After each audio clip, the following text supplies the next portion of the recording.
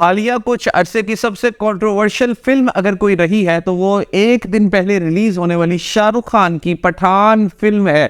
जी हाँ, जब इसका ट्रेलर रिलीज हुआ तो पूरे इंडिया में प्रोटेस्ट किया गया कि इसको बैन करो, बैन करो, बैन करो, क्योंकि उसमें उन्होंने ये समझा कि ये हिंदुओं को टारगेट किया गया है, जबकि हकीकत में ऐसा कुछ नहीं था। उस फिल्म में हिंदुओं को बिल्कुल भी टारगेट नहीं किया गया था और ये एक खास प्रोपेगेंडा किया गया पूरे इंडिया में ताकि इस्लाम मुखालिफ तहरीक शुरू की जाए। और प्रोटेस्ट इतने ज़्यादा थे कि हर चौक में प्रोटेस्ट किया गया। और इवन जब ये फिल्म रिलीज होने वाली थी तो तब भी सिनेमा घरों के बाहर बेशुमार लोग वहां पर एक खास ग्रुप के मौजूद थे कि जिन्होंने प्रोटेस्ट किया और उनके माइंड में ये था कि पूरा इंडिया इस फिल्म को बायकॉट कर देगा, जबकि हुआ तो इसके टोटली ऑपोजिट। अब तक की सबसे ज्यादा देखी जाने वाली पहले दिन जो फिल्म है वो पठान बन चुकी है, जिसने पहले दिन ही 106 करोड़ से ज्यादा का बिजनेस किया है। 106 करोड़ से ज्यादा का बिजनेस किया है, जरा इमेजिन करें।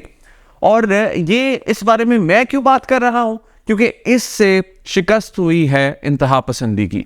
यानी जो इंडिया में एक कल्चर इस्टेब्लिश किया जा रहा था मुसलमानों के खिलाफ, जो इंडिया में एक तहरीक शुरू कर दी गई थी, जिससे मुझे वो थ्योरी याद आ गई जो थ्योरी हम सबको पता है, और वो है टू नेशन थ्योरी। यानी जो कायद आज़म का ख्वाब था, जो सर सैयद अहमद खान का ख्वाब था, जो अल्लामा इकबाल का ख्वाब था, वो बिल्कुल उस चीज़ को तक़वियत मिली है। और ये हमें पता चल गया है कि इंडिया में किस कदर नफ़रत पाई जाती है मुसलमानों के ख़िलाफ़। और ये मैं आपको बताऊं कि सारे इंडियंस ऐसे नहीं हैं। वहाँ पे एक ख़ास ग्रुप है जो कि बीजेपी पार्टी के साथ ताल्लुक़ रखता है, और वो ख़ास तौर पर ये प्रोपेगेंडा इस तरह का करता है मुसलमानों के ख़िलाफ़, जिससे कि ये तमाम तहरीक शुरू हुई है।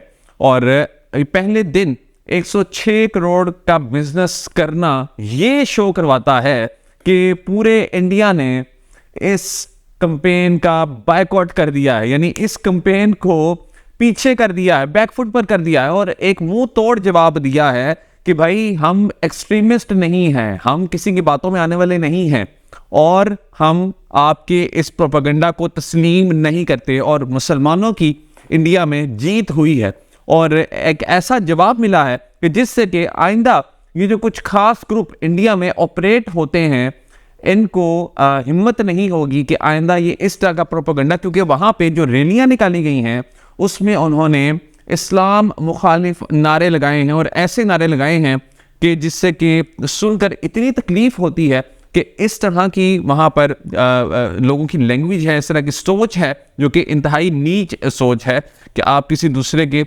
रिलीजन को टारगेट करें। तो ये जो एक पूरी कैंपेन चलती रही पिछले कुछ महीनों में, इस सारी कैंपेन को मुंह तोड़ जवाब दिया है इंडिया के लोगों ने। और ख़ास तौर पे जो इस वक्त एक कल्चर बना हुआ था, उस तमाम कल्चर को इन्होंने बदल कर रख दिया। इंडिया की इस तरह की तकरीबन सारी फिल्में ही पाकिस्तान मुखालिफ होती हैं, और पठान में भी कुछ ऐसा ही है।